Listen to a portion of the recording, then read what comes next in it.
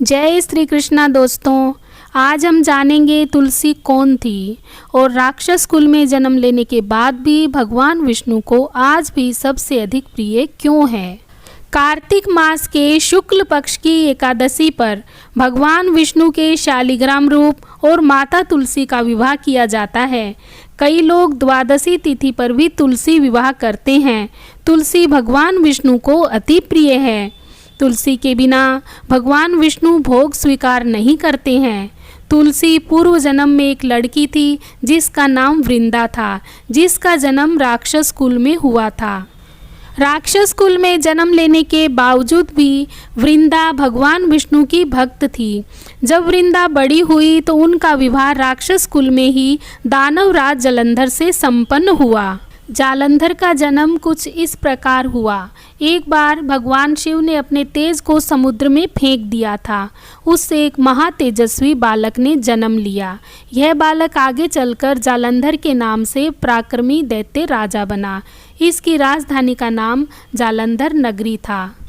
जालंधर महाराक्षस था। अपनी सत्ता के मद में चूर उसने माता लक्ष्मी को पाने की कामना से युद्ध किया, परंतु समुद्र से ही उत्पन्न होने के कारण माता लक्ष्मी ने उसे अपने भाई के रूप में स्वीकार किया।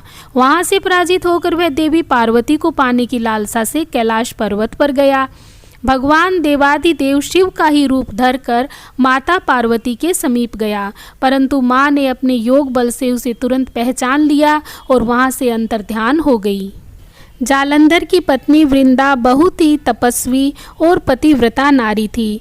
जालंधर समझ गया था कि वृंदा के तप के कारण कोई उसका कुछ नहीं बिगाड़ सकता। इसी बात का फायदा उठाकर उसके पाप और अत्याचार बढ़ते जा रहे थे। देवताओं के लिए जालंधर से जीतना असंभव हो गया था। देवताओं ने भगवान शिव से शरण मांगी। जब जालंधर का युद्ध भगवान शिव से शुरू हुआ तब वृंदा को इस बात का पता चला कि अब जालंधर का युद्ध सीधे भगवान शिव से शुरू हो गया है, तो उन्होंने घबराकर जालंधर की रक्षा के लिए एक कठोर तप करने का संकल्प लिया और त्रिदेवों की ही कठिन तपस्या करने बैठ गई। भगवान शिव जालंधर को मार सकते थे, लेकिन भगवान अपने ही बनाए नियम नहीं तोड़ते और इसी वजह से वे वृंदा के तप का मान रखने के लिए जालंधर को नहीं मार रहे थे, क्योंकि ये प्रकृति का ही बनाया हुआ नियम है कि जो तप करेगा उसे शक्तियाँ प्राप्त होंगी। इसीलिए भगवान शिव जालंधर से युद्ध करते रहे ताकि वे किसी और का अनिष्ट ना कर सके। तब ऐसे में देवताओं ने भगवान विष्णु से शरण मांगी और कहा, जब तक वृंदा अपना तप बंद नहीं करेगी तब तक भगवान शिव जालंधर का वध नहीं करेंगे और ये युद्ध बढ़ता ही जाएगा। और अगर वृंदा का तप पूरा हो गया तो कहीं वे भगवान के हाथों जालंधर के न मरने का वरदान ही ना मांग ले। भगवान कुछ तो कीजिए, क्योंकि जालंधर जब तक जिएगा तब तक अत्याचार करेगा, निर्दोष प्राणियों को पीड़ित करेगा।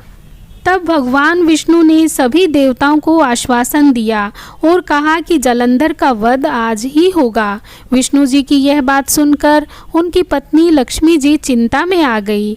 तब भगवान विष्णु जी ने लक्ष्मी जी से उनकी चिंता का कारण पूछा। लक्ष्मी जी ने कहा कि प्रभु, मैंने जालंधर को अपना भाई माना है, ऐसे में उसके लिए मेरा चिंता करना स्वाभाविक है। तब भगवान विष्णु ने लक्ष्मी जी से कहा, जालंधर ने आज तक जितने मनुष्यों पर अत्याचार किए हैं वे सभी भी किसी न किसी के भाई बहन पुत्र पुत्री आदि ही थे। क्या हमें अपनी शरण में आए प्राणियों की चिंता नहीं होनी चाहिए? क्या एक क्रूर और हिंसक संबंधी पूरी मानव जाति से भी अधिक महत्वपूर्ण है? किसी शक्ति सामर्थ्यवान का पाप और अधर्म ही उसके विनाश का कारण बनता है। सीमा से अधिक पाप बढ़ जाने पर किसी की भी तपस्या या शक्ति उसकी रक्षा नहीं कर सकती।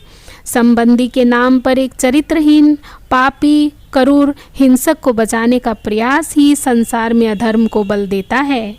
भगवान विष्णु की बात सुनकर माता लक्ष्मी को अपनी भूल का एहसास हुआ और उन्होंने जालंधर को मारने के लिए सहमति दे दी। तब भगवान विष्णु जालंधर बनकर वृंदा के सामने चले गए। अपने पति को सामने देखकर वृंदा तपस्या से उठ खड़ी हुई और उसके चरण स्पर्श किए। इस तरह से वृंदा का संकल्प टूट गया। अपने पति की रक्षा के लिए कर रही तपस्या को भी बंद कर दिया। वृंदा की तपस्या भंग होते ही भगवान शिव ने जालंधर को चेतावनी दी, लेकिन जालंधर नहीं माना और भगवान शिव पर प्रहार करने के लिए लपका। तब भगवान शिव ने जालंधर का वध कर दिया और उसका सिर काट दिया। वहीं वृंदा ने जैसे ही नकली जालंधर के चरण स्पर्श किए, वह नकली जालंधर वहां से गायब हो गया और असली जालंधर का कटा हुआ सिर वृंदा के सामने आ गिरा। यह देखकर पहले तो वृंदा कुछ समझ न सकी, फिर उन्होंने अपने तपोबल से पूरी बात का पता लगा लिया, जिस पर वृंदा को अत्यंत क्रोध आया। वृंदा ने बहुत ही गुस्से में भगवान विष्णु का आह्वान किया। जालंधर भले ही एक अत्याचारी राक्षस था, लेकिन वृंदा एक देवी के समान पवित्र थी। साथ ही वह भगवान विष्णु की बड़ी भक्त थी, लेकिन इस समय वह श्रीहरि से बहुत नाराज थी। सब और जालंधर के मरने की प्रसन्नता थी, लेकिन वृंदा की दशा पर सबको दुख था। भगवान विष्णु जानते थे कि आगे क्या होने वाला है, फिर भी वो वृंदा के आह्वान पर उनके सामने साकार रूप में प्रकट हो गए। वृंदा ने जैसे ही भगवान विष्णु को देखा, वे उन पर बरस पड़ी। वृंदा ने कहा कि मेरे तप और पतिव्रत धर्म में कोई कमी नहीं थी और मैंने सदैव आपकी ही भक्ति की है, फिर भी आपने मेरे साथ ऐसा छल किया। आपने अपनी माया से मेरे साथ छल करके मेरे पति का वध करवाने में सहयोग किया। आपका ये रूप अत्यंत कठोर है, इसलिए मैं आपको श्राप देती हूँ कि आप कठोर पाषाण के ही बन जाएं। भगवान का अर्थ है संपूर्ण, जो हर तरह से पूर्ण है। उनके द्वारा कभी कोई भूल या पाप हो ही नहीं सकता, इसलिए उन पर किसी का श्राप भी नहीं चढ़ता। लेकिन भगवान अपने सच्चे भक्तों का मान रखने के लिए उनका श्राप भी ग्रहण कर लेते हैं। उन्होंने ऐसा कई बार किया है और इस बार भी ऐसा ही किया। अपनी भक्त वृंदा का मान रखने के लिए भगवान विष्णु ने कहा तथास्तु, और ऐसा कहकर भगवान विष्णु पत्थर की मूर्ति बनकर वृंदा के सामने खड़े हो गए। यह देखकर सब जगह हाहाकार मच गया। तभी माता लक्ष्मी रोते हुए वृंदा के सामने आई और हाथ जोड़कर वृंदा से प्रार्थना करने लगी।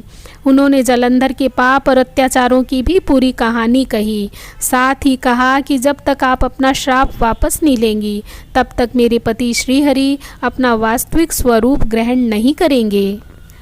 तब वृंदा ने भगवान विष्णु से अपना शाप वापस लेते हुए उनसे प्रार्थना की कि वे अपने वास्तविक रूप में वापस आ जाएं।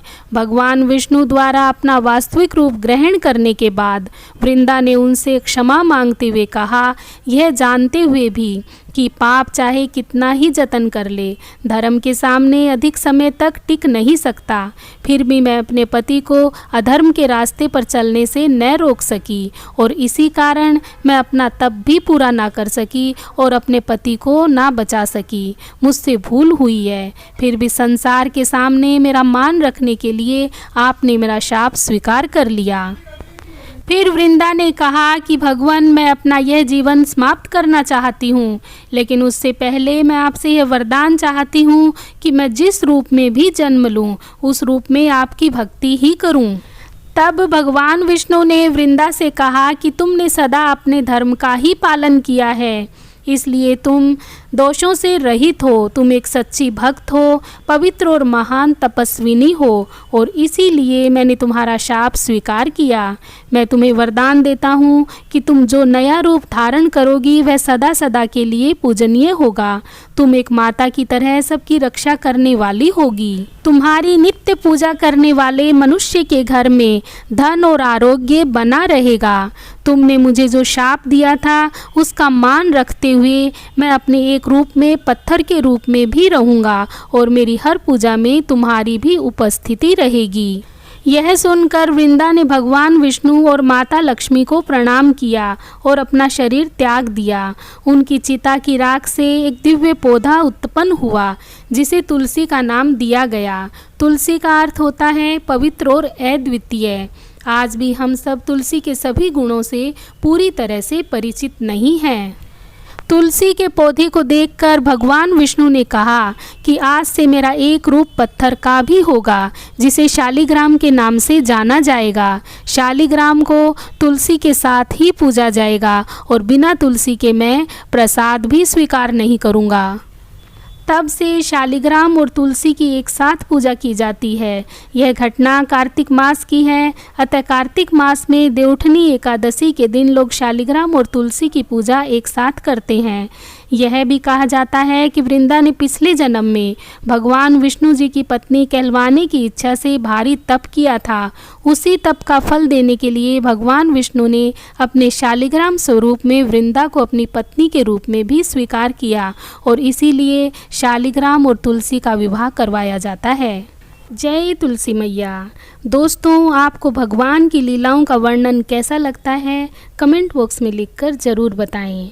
यदि आपको लीलाएं पसंद आती हैं तो प्लीज़ मेरे चैनल को सब्सक्राइब करें, लाइक करें और शेयर करें। धन्यवाद। जय श्री कृष्णा।